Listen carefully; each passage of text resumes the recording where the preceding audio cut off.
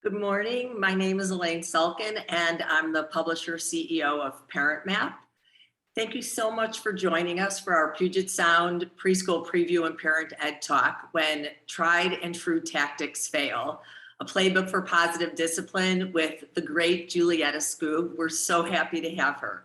For those of you not familiar with ParentMap, it's our business to build an inclusive community that informs, engages, and inspires parents like you and your family while having a lot of fun.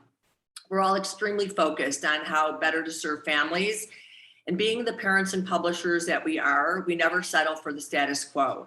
It means a lot. Our deep community connections, our family advocacy, and unique partnerships allow us to help build a better village for families. Thank you so much for joining us.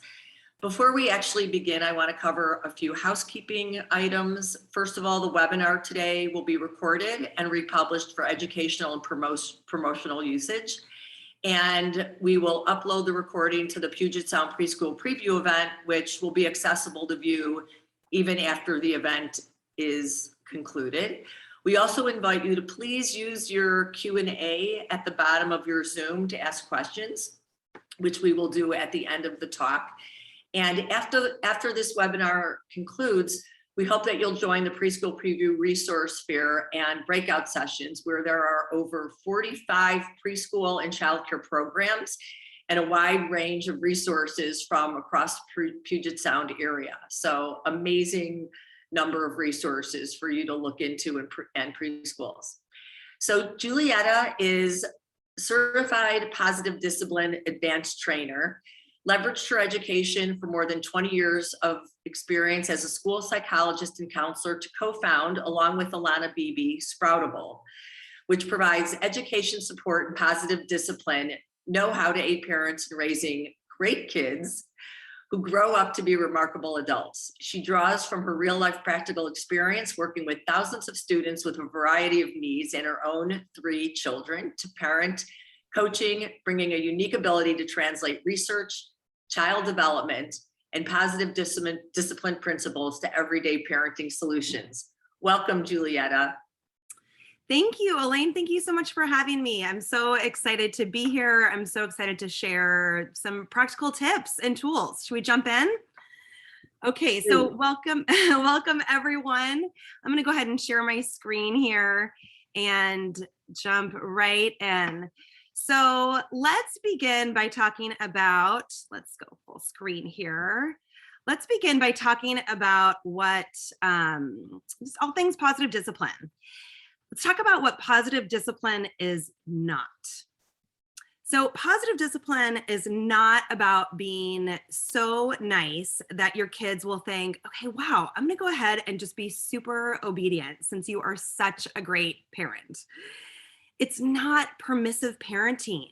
It's not permissive parenting until you're so fed up at not being listened to that you have to yell or threaten or put them in timeout.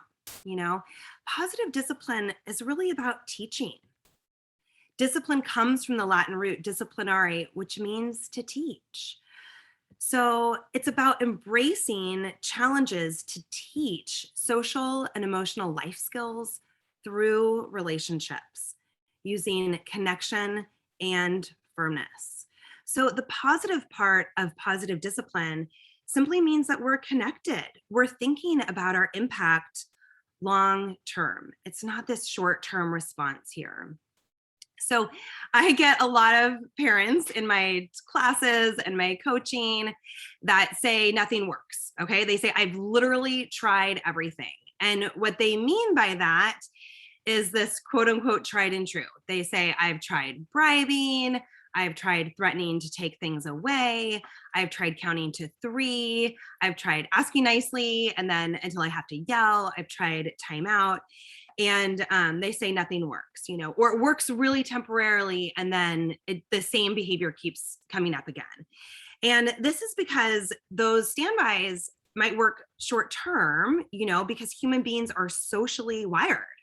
And our kids are scared, you know, on a small front, they're scared either of losing that toy or that show or whatever it is in the short term, or they're scared about being disconnected from you. And maybe this is out of awareness, but they're wired in that way.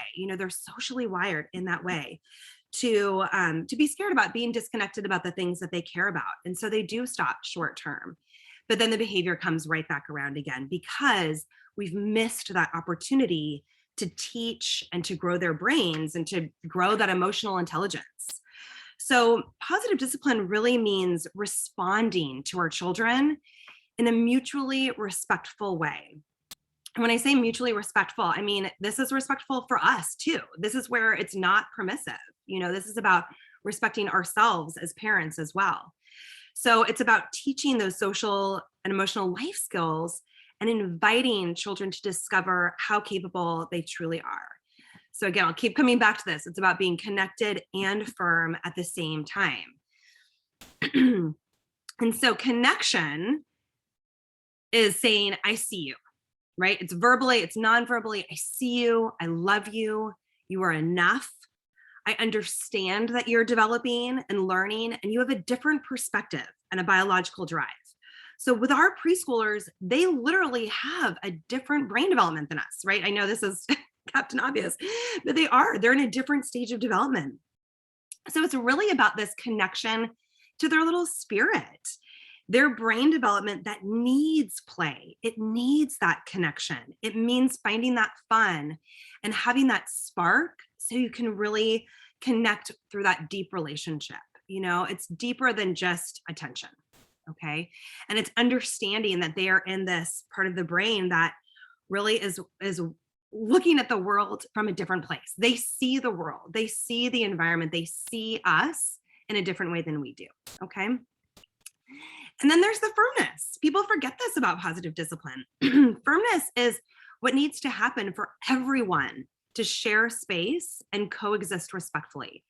It's that follow through that's so hard for us as parents, right? It's that clarity on healthy limits.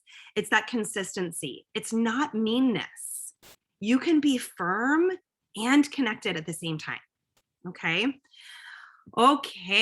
So, all right. So let's look at the roadmap now. Let's look at where we can go here. Where are we currently on this map? What land are you living in? I don't know if I mentioned this. I should have mentioned this from the beginning, but as Elaine said, I have 3 children myself. I have a 12-year-old, a 9-year-old, and I have a 4-year-old. So I am in the land of preschoolers as well, just like you. And this is where we're living. I don't know where you are. We have lots of challenges. There's hitting, there's tantrums, there's picky eating and not listening and wanting one parent over the other, depending on the day. There's yelling and throwing toys. So on all of the families that I worked with for all of these years and all of the times when we've made these lists of challenges in my classes and coaching, this list is the same. You are not alone. If you have any or all of these or more, just know you are not alone. You're not living in your own personal freak show. Everyone is, right? And this is because it's human behavior. This is where they are developmentally. And it doesn't mean that it's easy. It means it certainly is relentless at this stage and age, and it's their version of human behavior. So we know lots of grownups that have big emotions and are picky eaters and have issues with listening and anxiety. So thinking about this from their little preschooler perspective, these are where their skill set is right now. So it's just about embracing these challenges because there's always going to be challenges in parenting. They never go away. They're human beings. They're not robots, and you are in relationship with them. So instead, these challenges now become just step 1, and we get to look ahead on our map at where we want them to be when they're 25, not who we're going to mold them to be, but what are the characteristics and the qualities that we hope that they will have so they can reach their true potential. So I'm sure these things are on your list and more. That's what I love about positive discipline. It's about what matters to you. What are the values in your home that you care about, that you want them to really learn and instill and for you to teach. So the challenges become this opportunity for us to say, all right, what skills are missing? What is this opportunity to teach and for them to learn? So it really points us in this direction, positive discipline does. And I love this, really looking at this list, think things like flexibility and curiosity and problem solving skills. We all want our kids to be responsible grown-ups and respectful and be happy, and have good focus. So that's what positive discipline is about. It's saying the discipline part is, how do we teach these things through the inevitable challenges? So positive discipline is our bridge that gets us there. It says, all right, there's always going to be challenges. And instead of just trying to stop those behaviors short term by yelling or throwing them in timeout or counting to 3 or shame or blame, it's saying, all right, what can we teach here? So to begin, we want to think about holistically, what are the systems in place? What are the routines? And how are we taking time for training and practice? All right. So if we're using this metaphor of our little roadmap and we're thinking about our home as our little, environment, I love this idea of the habitat. Do you guys watch Wildcrats at all? My kids are into Wildcrats. So I always think about our little, environment that we're in our home and how our kids can thrive within their little habitat. So thinking about really getting clarity on those routines and really taking time for practice. So who's on who for tuck-ins? What are the clear routines for mornings, for bedtime? What is the nap process? Our kids thrive when it's consistent, when it's predictable, when they have autonomy, when they have control. Those are the seeds for that intrinsic motivation. When do we eat? What are the expectations around meals? When do we have our family meetings? What's the process around that? And then really breaking this down, preschoolers and toddlers, they need practice. And here's the spoiler, we do too. This is how we learn skills. We don't just automatically learn algebra, right? We have it broken down to us. We have a patient teacher. We're given lots of practice. So thinking about this for our little ones, what do manners look like if you don't like what's for dinner? For my kids, they know what to say. They say, wow, thank you so much for this meal. I tried it. No, thank you for tonight. Do you mind if I make a bowl of cereal? So really practicing those kinds of things, asking to be excused, clearing your place, saying thank you to the person that made the meal, so thinking about that little moment of mealtime and all the other times where you can take time for training and really allow them to practice. Getting clarity on your rules. And within that, again, having that mutual respect, both for yourself and for kids. And for me, with the positive discipline training, I've just really spent time thinking about this concept of respect as well. It's this idea of a feeling. We can't make somebody respect us. It really is that feeling. And so in order to respect another human being, we have to have that empathy and that compassion.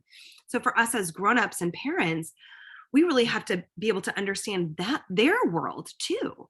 So understanding child and brain development, understanding as preschoolers and toddlers, they are wired right now for a sense of initiative. And that sense of initiative is about competence. It's about capability. They're all about, I can do it, right? They're saying this with their behavior, with their little voices. And it's also considered the first adolescence. So if you think about the teenagers and some of the power struggles you might have in the future, think about that with your preschooler right now or your toddler. Right now they're really showing creativity and they're showing courage, and they want to try those new tasks and follow those instincts to test things out, which might get really messy, right? When they're trying to follow their own little road to see where something's gonna I think of them as little scientists, right? To see what's gonna happen. And they should be strong-willed. I have so many parents that say to me, well, my child is, strong spirit, strong-willed. And I say, I hope they are. I'm worried when they're not. This is exactly where they should be. And also remembering this is the age where their right brain has that surge of development. And so they are more emotional, really. I mean, in a strong way. They're not manipulative. They're not just being naughty or making bad choices.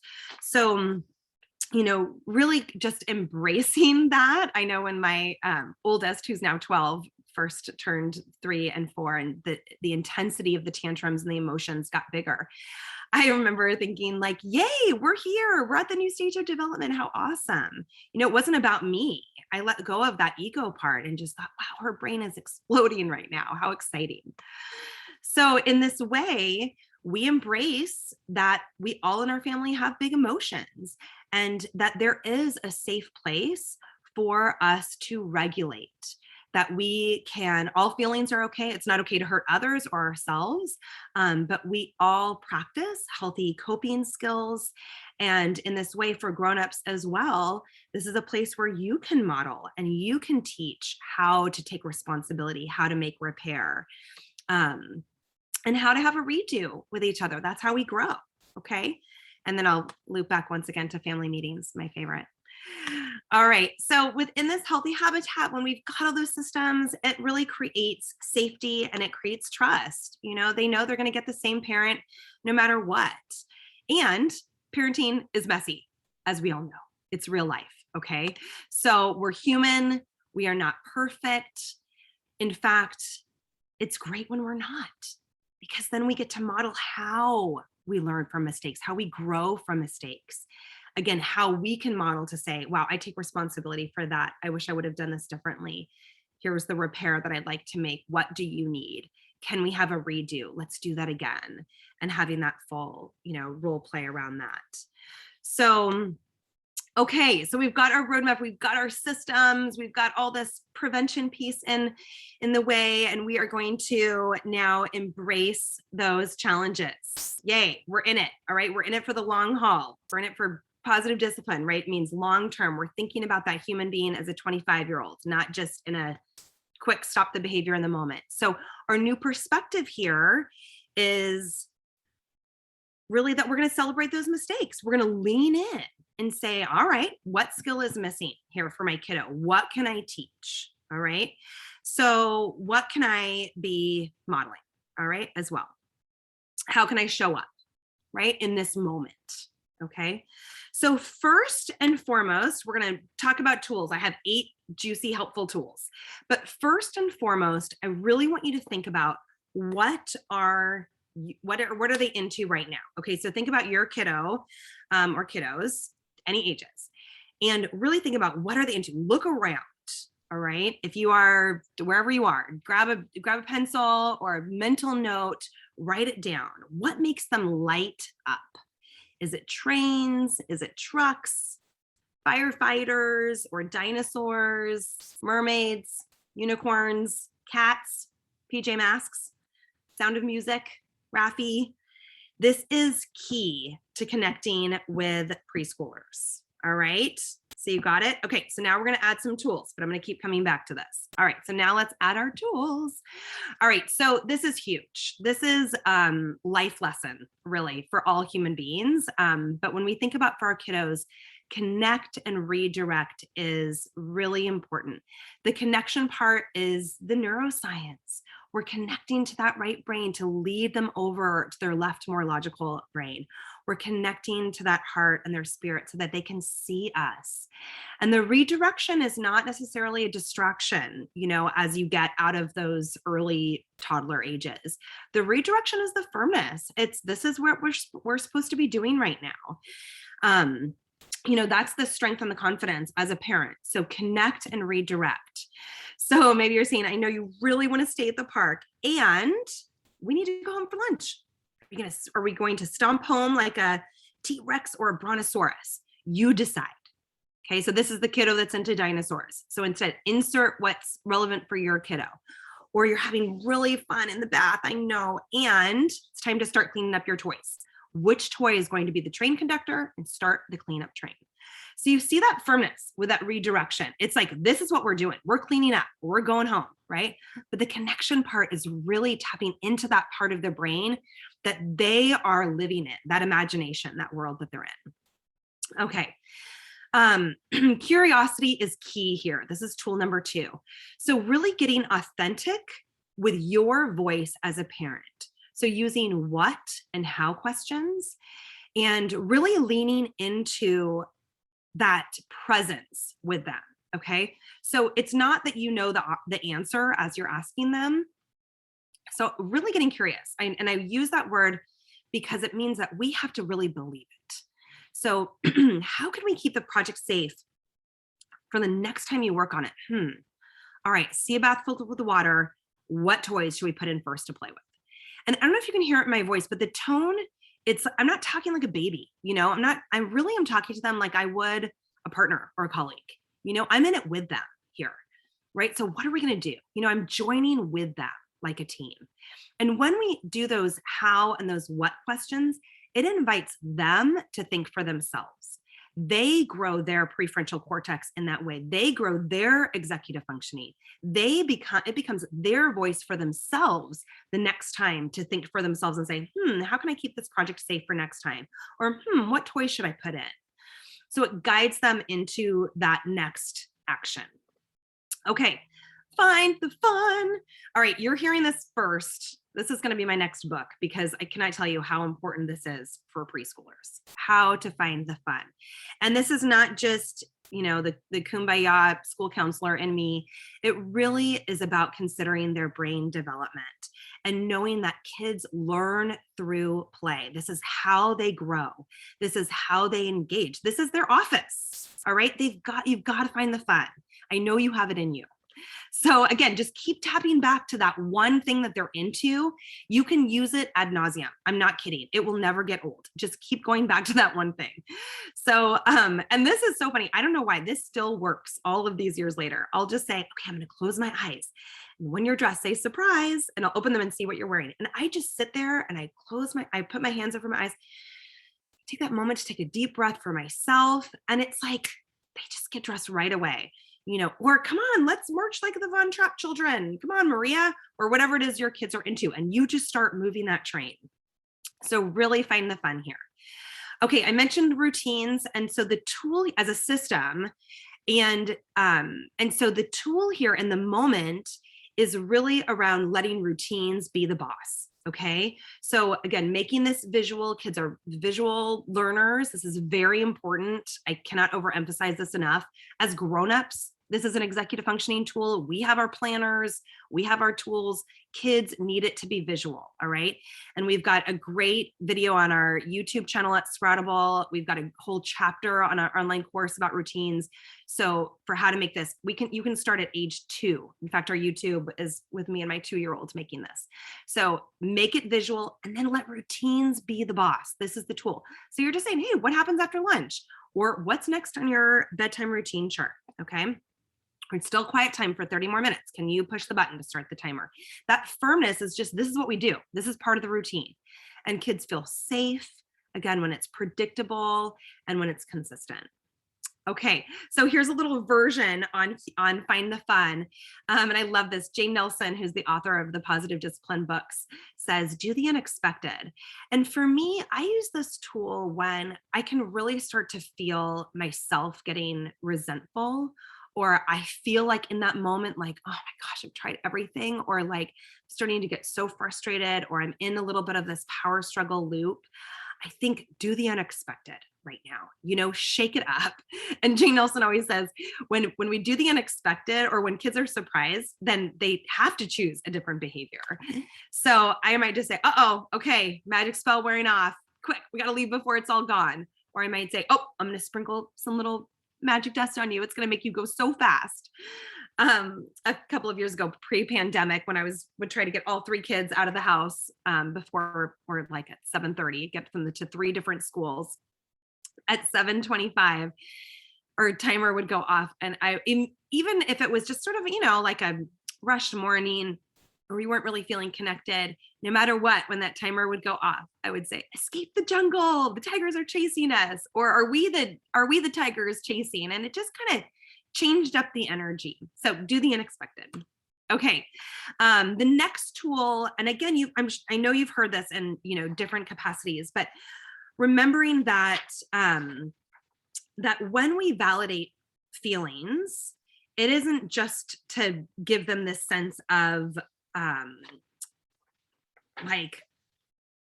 okay, I'm gonna just give you what you want, or your behavior is okay. Validating feelings means I have empathy for you. I have compassion for you. I really understand that this is hard for you, you know?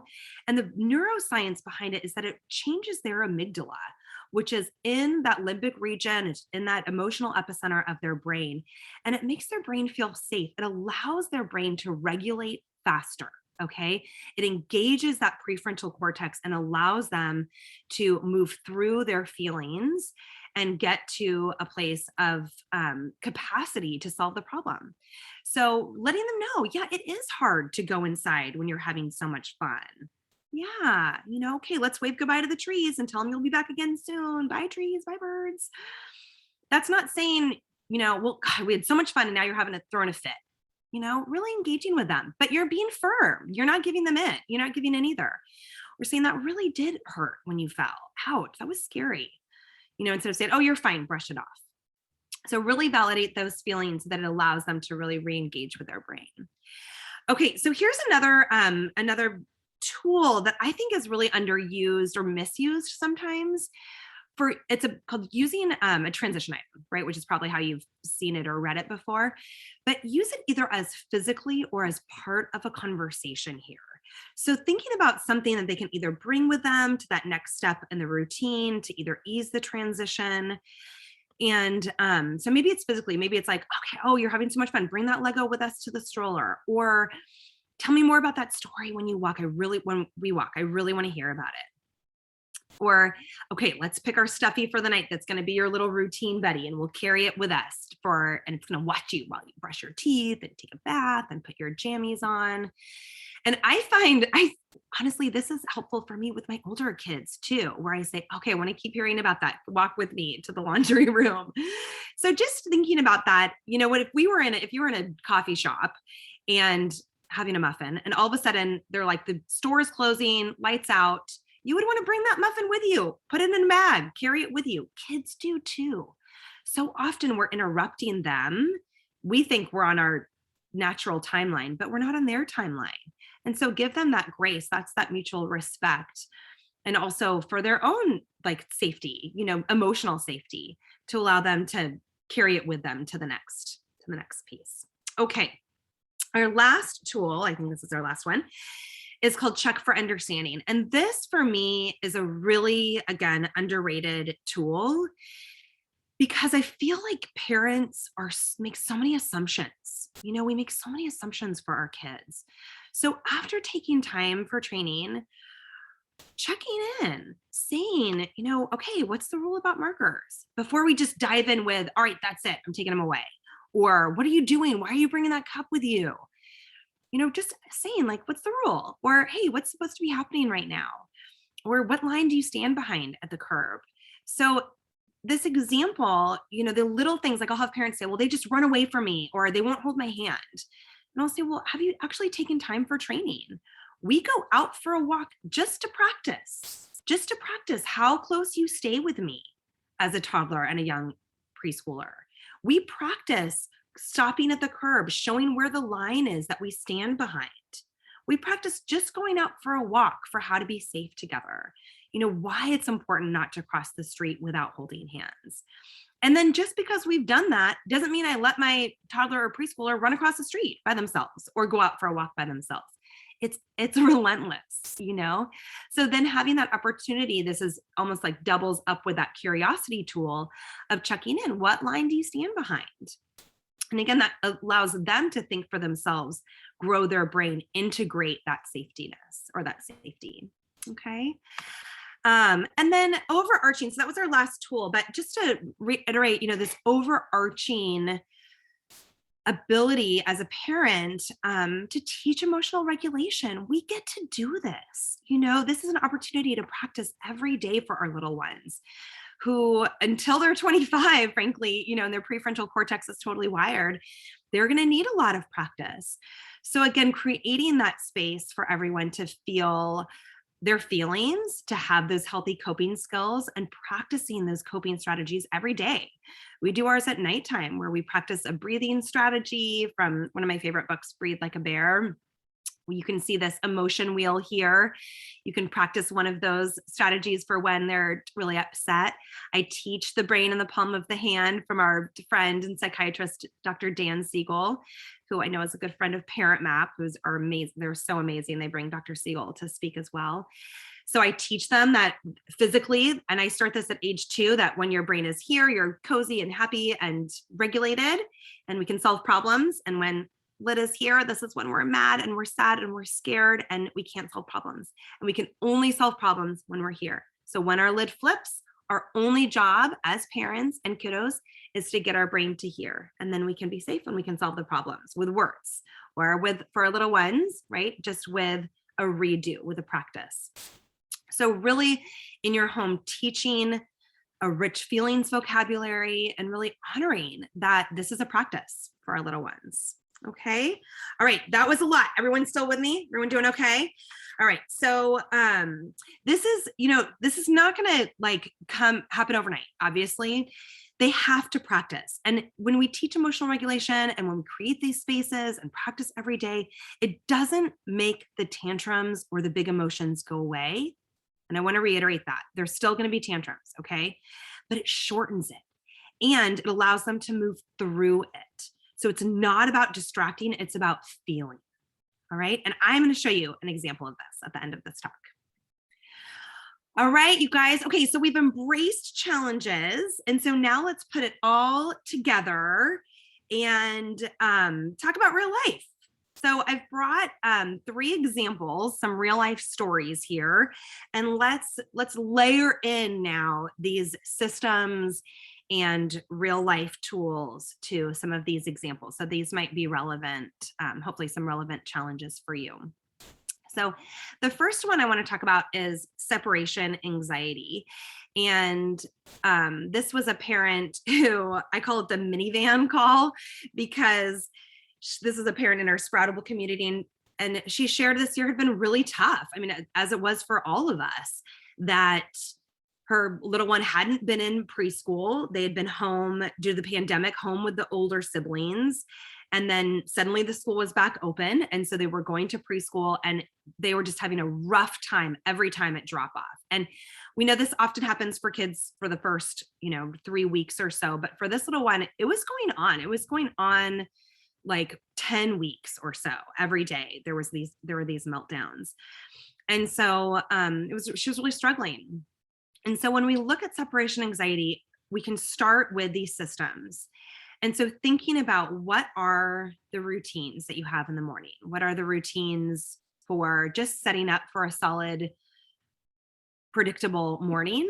And then what are the routines specifically around that drop off?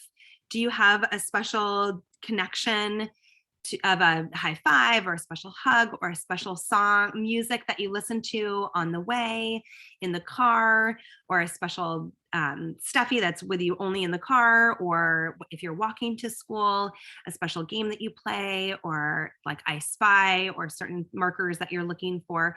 So little ways that you can just think about that ritual for kiddos with anxiety, that kind of predictability that gives them that sense of calm, that gives them that sense of control and ease in the morning time. And then the practice here is so powerful. So really that muscle memory, and I cannot overemphasize this enough, I'll bring this up many more times, how important the role play is for kiddos. So the role play of at home, before you're even at school, the role play of saying goodbye. And maybe you're practicing this with little characters or with the trucks and the trains or with your little stuffed animals as well. So you're playing it out. Remember, I keep coming back to how kids learn through play and how that is their office. And so it really is important to play out any of their anxieties and have that time to practice. If there are siblings, have them there too. Let them pretend to be the teacher and you're saying goodbye and the teacher is saying, come on into the classroom. So really allow them to play that out in the safety of home. That's really important. This is especially powerful, like I've said, for all kids, but especially more so for any kids that run anxious or have separation anxiety, to empower them, to teach them about their brain and saying, this is your trigger. This is what makes your little security guard that says, oh no, and has your lid flip. And saying to the security guard, it's okay, I'm all right. I'm going to take those deep breaths. I'm going to squeeze my mom's hand. I'm going to find 5 things that I can see that make me feel really good. I'm going to listen for 4 things that I can hear. Any of these grounding practices. And then you might read books about drop off and preschool, So again, these bigger systems, you're really tackling it as a goal, as goal setting. You're pulling that curtain back for your preschooler and saying, you're having a tough time with this. We're here to help. And let's try these different things. One of my favorite principles of positive discipline is that we are solution focused without blame. It's just accepting this is what it is. And we're going to keep trying these different solutions until we find what works. And so with your preschooler, setting those goals, saying we're going to keep working until we have a confident drop off. I believe in you. And then that progress monitoring, which is a really important part of executive functioning, to say, how did it go today? What worked? What can we try differently tomorrow? Let's try something else. And again, rinse and repeat with that role play. So that's part of this systems. Okay. And in the moment, we can go back to those tools that we talked about. We can validate their feelings. Dr. Siegel says we name it to frame it. And that's really powerful. We can say, I know you're scared and you've got this. You're going to have a great day. Understanding brain development by knowing that our mirror neurons are powerful. And so the way that we show up is important for our kids. They reflect our emotions as well. And so the more that we can be confident with them and have that easy breezy, drop off, the easier it is going to be for them as well. So having that confidence. And then the perspective taking here is really powerful for us as grownups. This will guide our responses. So thinking about, what are they learning? What is it that you want to teach in this moment? Again, this is the challenge. You've got it, right? Move on, accept it, right? And so think about what are the life skills here, right? This is where you get to make it personal. There's no right answer. So maybe it's about confidence and independence and resilience. And so this is what you get to show up with and focus on. All right. Okay, let's talk about the next one. All right. So let's talk about that spicy time, the transition. So I don't know about you. I think this is a story that everyone can relate to. This was another parent in our Sproutable community. And she told us that, or shared with me, that it was a particularly tough night. Her wife was working late, had been working late. She had a 3.5-year-old and a baby. And the 3-year-old was just needing a ton of attention, was super ramped up, lots of energy, had refused to take a nap that day. So was melting down. And just as she's just pleading, like, please bring the energy down, the preschooler throws a ball, hits the baby's pureed food. It goes everywhere. And then just to barely get the preschooler to the table for him to say, yuck, I don't want this, and then hops off the table. And then the rest of the evening is just like that, right? Trying to get the bath and the pajamas and brushing the teeth and read them a book and just to get them to stay in bed. It's just like relentless. So it's just a challenge, right? So this is challenges for all of us. And I think we can all relate, it's hard. So tackling it from a couple of perspectives. One, again, go back to your systems, right? It's okay meeting yourself wherever you are, staying solution focused, and tapping into the routine. Is it visual? Have you created it yet? Not getting Martha Stewart super creative or, like crafty. I'm not at all. But just saying, what is the plan? What is everyone supposed to be doing during this time? What is the spicy time? And what are some options that we can do to mitigate some of that? So creating that routine chart and role playing when it's not dinner time, when it's not the after, dinner time or spicy time. Do it on a Saturday morning when you can practice and say, hey, what do we usually do during this time? And let's role play and practice and bring our special characters and know where everyone's supposed to be. Again, what do those meal times look like? What does taking a bath look like? Do we take a bath or do we take a shower? Empowering your preschooler to say you are super capable. By 3, they can do it. By 4, they're independent. So leveling up, saying you are so capable here, empowering them to give them contributions and meaningful jobs around the house so that they can feel included. So really thinking about that from a systems standpoint, for our routine, and this started from when my kids are like young. I mean, we're talking 1 and 2. After dinner, they've got a contribution. They spin the wheel and do help with laundry or with dishes or with cleaning up the playroom. Everyone's got a job. They've got their own cleanup routine. So they feel really empowered by this. So I'm not saying, okay, can you just stay away while I'm trying to make dinner? I'm saying what's supposed to be happening right now and how can you help? Draw them in. So this really leads us to those in the moment tools, when things get spicy, to say, connect and redirect, bring them in, say, oh, I'd love your help with this salad, or can you set the table, or here, I'd love your help pouring the water, and giving them their own little pitcher of water so they feel like empowered and excited about these big things to do. Let them wash the vegetables. Kids crave connection and they settle for attention. So let them do their Legos on the kitchen floor with you while you're making, dinner. They just want to be with you. Or let them draw, say, come draw me a picture. Pop them up on that little kitchen table while you're trying to get all these things done. It's all play, so thinking about the rest of that night, using those other tools, like how can you let routines be the boss, using those what and how questions, getting curious, saying what's next. Elaine and I were talking about this before we went live here, as you're tucking them in, saying, okay, what are you going to dream about tonight? I'll meet you in your dreams, standing at the doorway so they can blow you out the door, finding those little moments so that you can really move your way through the routine. And then again, thinking about that perspective taking here, shifting your perspective. That's what you can control as a parent, that this is our life. This is it. These spicy times, this dinner time to bedtime, that's it. These are the moments. It's not about hurry up, drag them through so that it can all be over.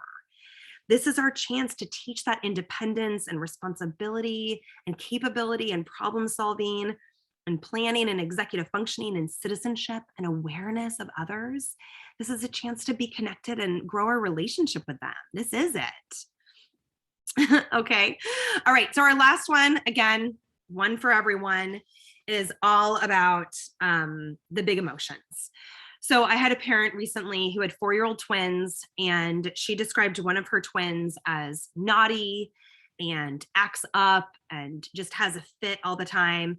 And she said she won't stay in timeout, and she'll give her 4 minutes in timeout. And then if she won't stay, she'll make it 8 minutes, and then she'll hold her down. And then if she won't stay, then she takes away her favorite Zoom class with her favorite teacher. And she said to me, nothing works. I've tried everything. Okay. And so in this way, you can see, of course, this isn't working because there's been no teaching, right? So coming back to those systems, have we really taught other coping skills? Have we taught other things to do besides hit or have a massive tantrum? Have we created that positive timeout space and practiced every day with one of those coping tools or coping skills? Practice, practice, practice. Having that visual wheel of choice for things that we can do, using art, using music, tons of feelings books, talking about it on the daily, on the practice of where our heart is, where our brain is, us understanding brain development, that they're not being naughty, they're not making a bad choice or being manipulative. And so in the moment, validating, right, stating it for them, developing that vocabulary for them, guiding them to their feel better spot, not offering it as a choice, just going there with them, not the isolation, not in shame, going there to give them those other tools as they're kicking and screaming and throwing things, right? And saying, here's where we can feel better. You've got this. I'll be here for you in this space. I need my body to feel safe. Letting them go through the tantrum, through the arc of that tantrum, getting them to the other side, and then holding them accountable so that they can learn. Saying, all right, you ready to take responsibility? Is there anyone that right, whoever you hit, going to do the repair, and then in a fun, not blame or punitive way, saying, all right, let's practice another way. What else can we do here? Let's have a redo. All right. Rinse and repeat, rinse and repeat. This is the relentlessness of this age. And here's the perspective. It gives them so many opportunities to practice that they grow. It's awesome in that way. Okay. So if we want to teach emotional regulation, if we want to teach healthy coping skills and relationship skills, communication and problem solving, how do you show up as a parent? Right? So how is isolating and yelling at them teaching them emotional regulation? This is about controlling our behavior, right? To teach them how to control theirs. And that doesn't mean being passive and doing nothing. I want to reiterate that. It's not about permissive parenting. It's helping them get regulated and getting their brain to a place where they can learn the lesson, where they can then clean up the mess, take responsibility, do the repair, role play, get it in their muscle memory.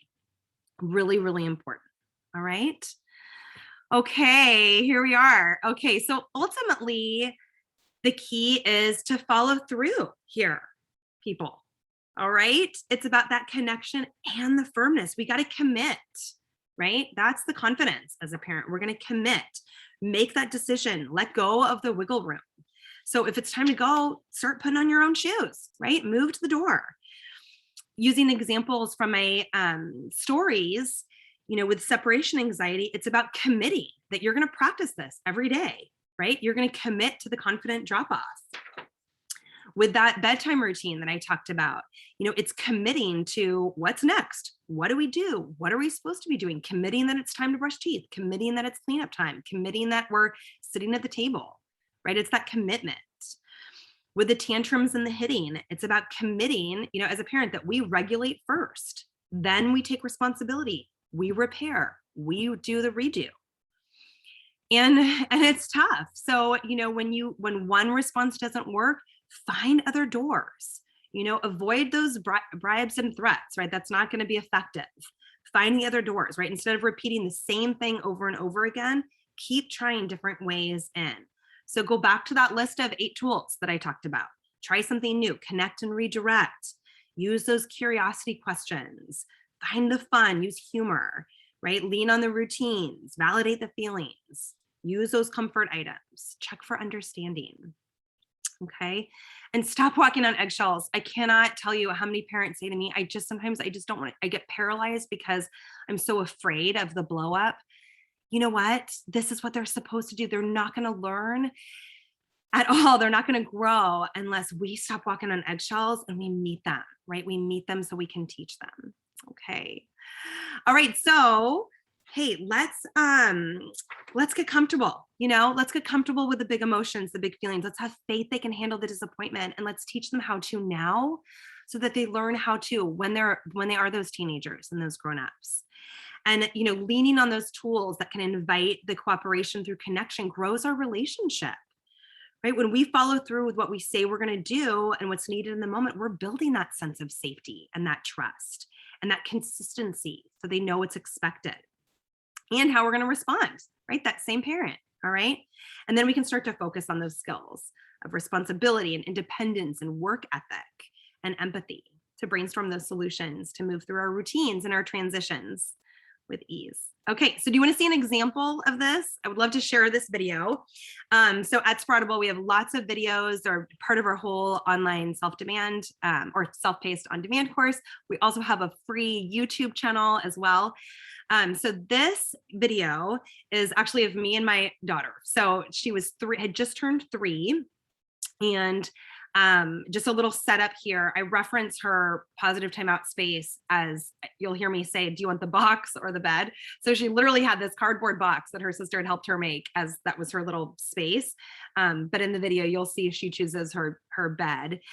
She had just turned 3. This was about 1.5 years ago. And at the time, she was super into the sound of music. So you'll hear how I use that throughout. This video is only 4 minutes. And it was captured by my 11-year-old just on my phone. So clearly the video quality and the way that I show up reflects that. Okay. All right. So let's see. Let's watch. Talk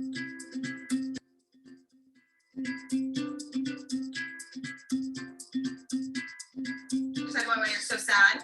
No. What's the rule about bathwater? I don't know.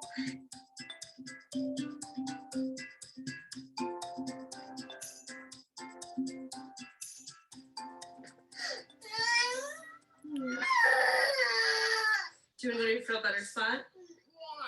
Or are you ready to? I feel better far. Okay. I want to brush my teeth as I feel better. Okay, brush your teeth after you feel better. Okay. Do you need to go? Do you want to go by yourself, or do you want me to come with you? And you to come with me. Okay. Okay. Do you want to do the box or your bed? My bed. Okay. Here, come with your bed. Here you go. Do you want to find the page in your feelings book? Yeah. Okay. I think where is that duck and goose book? Huh. I can find it. You can find it. Okay. Oh, Oh, here it is. Yeah, It's this right by your bed. We look at it all the time. No, this one. This one. This one. We start at the very beginning. It's a very good place to start. Works. And you're going to find your feelings. And then which feeling I'll look for in this book. What feeling? How are you feeling right now?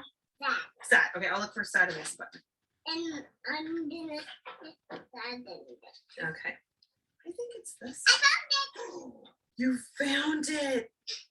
Duck is so sad. Just like Leona is so sad.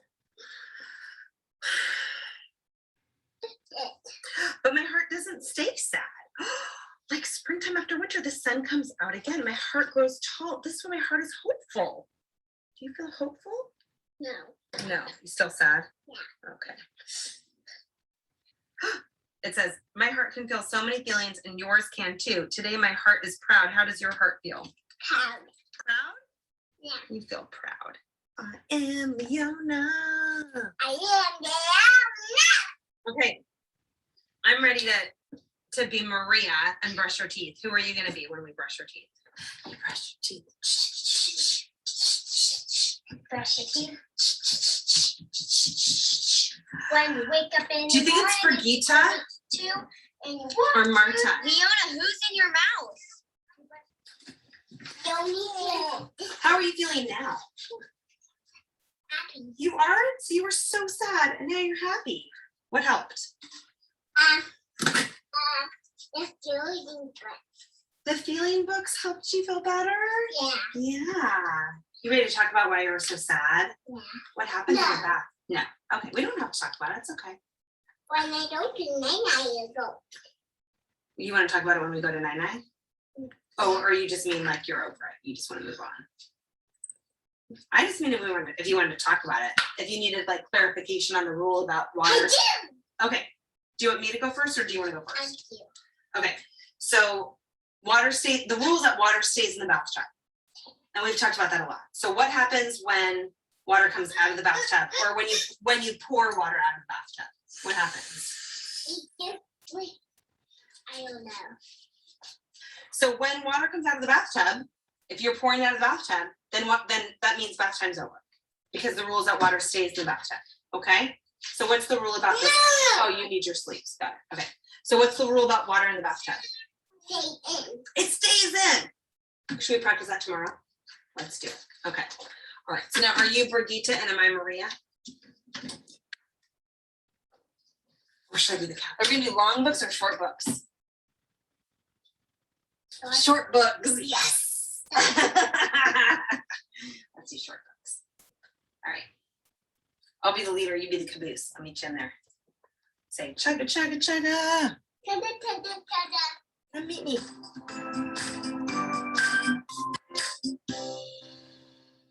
Real moments are learning moments. Okay. So thank you so much, everyone. I just want to please connect with me, share with you that I do have a live on Zoom 7-week class that starts on Wednesday. It's the only one that I'm doing in 2022. I've been teaching these for over a decade. They're amazing. If this is your learning style, I would love to have you part of it. We will go into how to make routines, how to start family meetings. We have a whole night on siblings. It starts Wednesdays. So come to our website to register. I would love to see you there. We also have those online courses that are self-paced on demand. They show real families. We videoed real families using these positive discipline tools. We have one for parents, one for teachers, one for nannies. And I also offer private coaching too. So come over to Sproutable. We'd love to help you stay connected, and we answer every question. Love to help. So thank you, ParentMap. Julietta, thank you so much. I mean, first of all, I always feel a little bad that when my kids were really little, I did not have or did not seek out access to educators like yourself. I am not plugging you, but I can't help but share with you that members of our own staff who have turned to your classes, behind the scenes at ParentMap, they're like, you should try this class because it's so wonderful. And the learning tools, I took so many notes to help me with my own 3.5-year-old grandson, but we have time for maybe one question that actually combines quite a few issues. And that is, if you could talk about the top 3 things that a parent can do to calm down when we get upset in the moment of these frustrating situations. Because so much of it is about our own ability to model and regulate. And there's about 5 questions within that framework. So you're actually in a bunch. Yes. Okay. And this is, I really want to just reiterate that I have 3 children. Like I am in it, you know what I mean? Like I get it, and I worked in schools for over 15 years. I mean, just even the relentlessness with students, how much that can really wear on you. And I think that's why I say, we're not perfect. So for me, it comes down to 3 things. Number 1, this is why I harp so much on understanding brain development, specifically with this age group, because like I shared in the talk, when you can look at your kiddo and say, oh, look at their little brain explosion, or look at their little right brain, it allows us to create that space from our own ego that they're not just being manipulative, that they are really doing the best they can with the tools they have. So that gives that space. For me, this is where the mindfulness comes in, to be able to be more responsive instead of reactive. And so I do really practice feeling in my body and having that awareness for myself first. I would say in that moment, and that's why I call those those in the moment tools, because it's really in that moment, I think to myself, it's almost like a mantra where I say, how can I show up? What does this moment need right now? What is this the reframe? And so that's why having those anchored list of what I want them to be, or what skills I want them to have when they're 25 is so powerful. So do that for yourself. I would say to parents, number 1, understand it's not about you. It's not your own ego, right? So really look at them like this little walking brain bubble. Number 2, anchor your life skills list. What are they learning right now? And so how am I showing up in this moment? That allows me to just, again, that minute or not even a minute, a second to shift. And then the 3rd thing I will tell you, shut your mouth. Just zip it in that moment, right? If you're like, what do I do? How do I respond? Don't say anything. Feel your body, breathe through your nose, take a sip of water. That helps too. Yeah. I will keep that in mind with my wide range of grandkids. Mm-hmm. Maybe we can sneak in one more. Yeah, go for it. Mm-hmm. I will say, sorry, I would just have to say one other thing, Elaine. Sorry about that, which is that you hear me say routine. And I do think, the mindfulness part, we know that 40% of our behavior is habit. And so for us as grownups, it's really important to create those little habits for ourselves too, that reset us throughout the day. So these little mindful moments, that's just, you don't have to even think about it, that will allow you to reset. So whether it's while you're washing your hands, that you're taking 5 deep breaths, that before I even eat anything, I take a really deep breath and I roll my shoulders back. When I see the moon, I use a little token. Like whenever I see the moon, I have this moment that I just think gratitude around my family. It's like little things like this where you can draw from. That I think will be helpful. The first sip of coffee I have in the morning, I just slow down, you know. So finding those little habits for yourself as a parent also to really ground. Yeah. I think we should leave on that note because that is such a beautiful moment to leave with. And I just want to encourage everyone to join the preschool preview resource sphere. The link is in the chat. There are a bunch of breakout sessions, again, like 45 preschools and resources. So we hope that you'll join us. And I think that's until 12:30 today. So Julietta, thank you again. Such a delight. Thank you so much. Thank you. Thank you.